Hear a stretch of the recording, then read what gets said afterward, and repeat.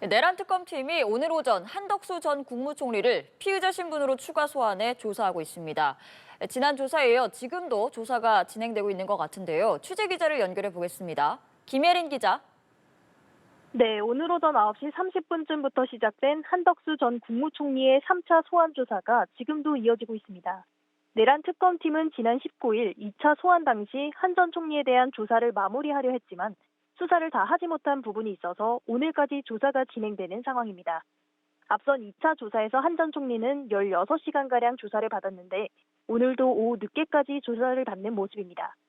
한 전 총리는 지난 조사에서 기존 입장을 바꿔 윤 전 대통령으로부터 계엄 선포문을 받았다는 취지로 진술한 것으로 알려졌습니다.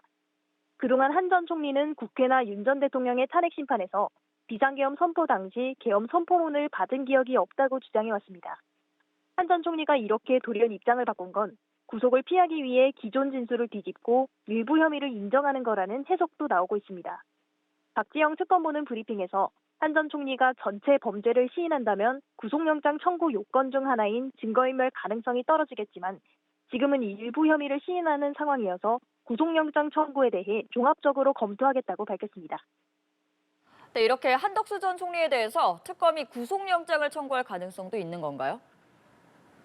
네, 특검 측은 계엄 공모와 위증 등 혐의에 더해 한 전 총리 혐의 중 가장 중요한 부분은 내란 관여 여부라고 설명했습니다. 특검은 비상계엄을 사전에 알지 못했다는 한 전 총리 진술이 신빙성이 떨어지고 국무회의 소집도 계엄의 절차적 정당성을 마련하기 위한 것이었다고 의심하고 있는데요. 또 위헌 위법한 계엄 선포를 막지 못한 것은 대통령의 보좌기관이자 대통령을 견제하는 국무총리의 헌법상 책무를 다하지 않은 것으로 판단하고 있습니다.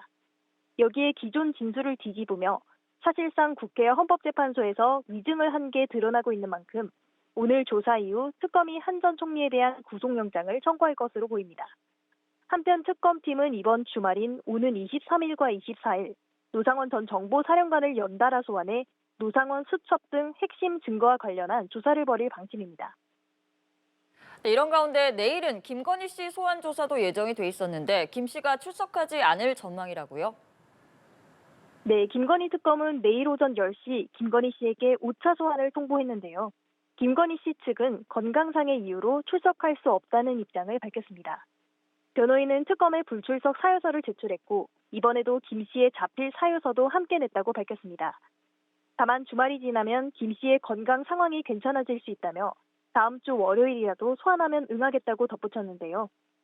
특검은 이에 따라 오는 25일 오전 10시로 조사 일정을 다시 통보했습니다. 김 씨의 소환 일정이 조율되면서 5차 조사는 다음 주 월요일에 진행될 전망입니다. 특검은 오는 31일인 김 씨의 구속기한에 맞춰 몇 차례 추가 소환을 통보할 전망입니다. 지금까지 서울고등검찰청에서 전해드렸습니다.